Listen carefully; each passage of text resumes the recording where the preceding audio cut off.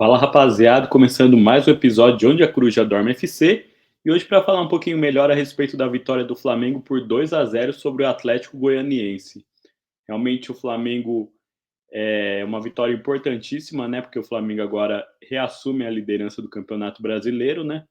Em relação ao jogo, nós tivemos um Flamengo como era de se esperar, um Flamengo dominante, né? Um Flamengo que mantinha a posse de bola, que encurralava o Atlético Goianiense, porém estava com bastante dificuldade em finalizar, em concluir para o gol.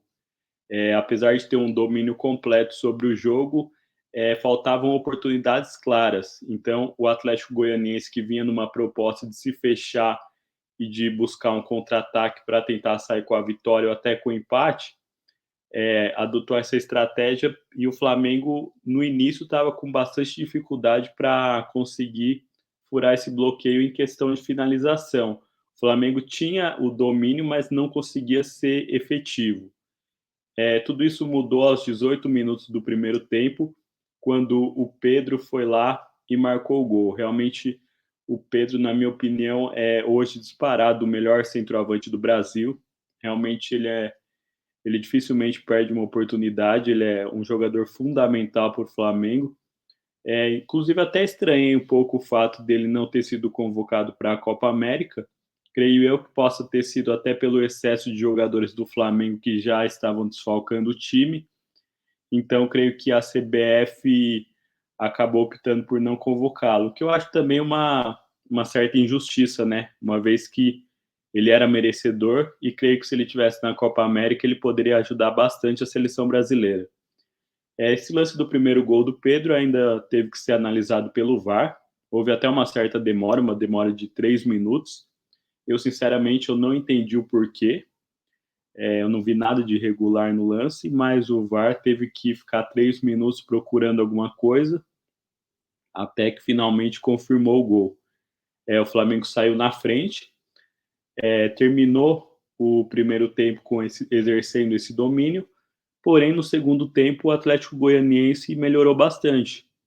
Começou a conseguir ameaçar o Flamengo, aumentou o seu volume de jogo, né? Começou a levar perigo.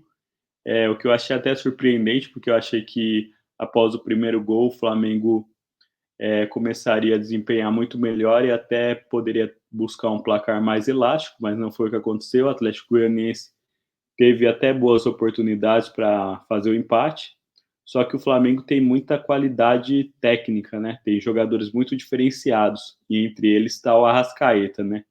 O Arrascaeta foi lá e fez o segundo gol do Flamengo, praticamente decretou a vitória do Flamengo, que ainda se deu ao luxo de poupar alguns jogadores importantes, como é o caso do goleiro Rossi e do meio-campo De La Cruz. É engraçado a gente ver, né? Ontem nós vimos o Palmeiras, que optou também por jogar com o time poupando alguns titulares, né? E hoje o Flamengo. Porém, o Flamengo foi bem sucedido no que se propôs a fazer e mesmo priorizando a Copa do Brasil, conseguiu a vitória dentro do Maracanã. Então, o Flamengo que está com os mesmos 40 pontos do Botafogo, porém nos critérios de desempate ele já está liderando, e lembrando sempre que o Flamengo ainda tem um jogo a menos, tem um jogo por fazer. Então, creio eu que o Flamengo, se manter essa consistência, né, tem tudo aí para assumir o favoritismo aí para ser campeão brasileiro. Até porque é um perfil do Tite, né? Nós pudemos até observar um pouco como foi nas eliminatórias da Copa, né?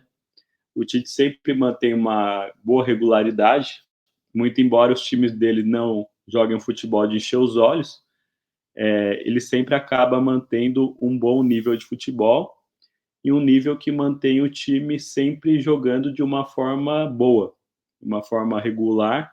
E é justamente isso que um campeonato como é o Campeonato Brasileiro, um campeonato de pontos corridos, ele necessita, né? Então eu creio que o Flamengo tem um elenco muito bom, é um time que tem um forte investimento. Se eu não me engano, é o time que mais investe na América Latina, né? Então é um time que pode se dar o luxo de poupar algumas peças e mesmo assim vencer de forma folgada como foi hoje.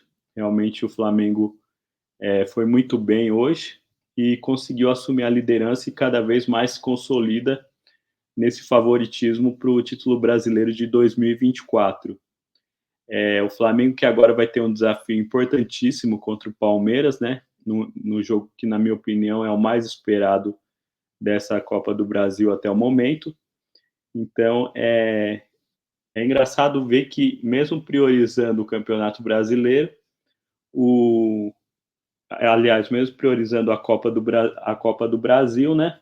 O Flamengo conseguiu ir bem no Brasileiro.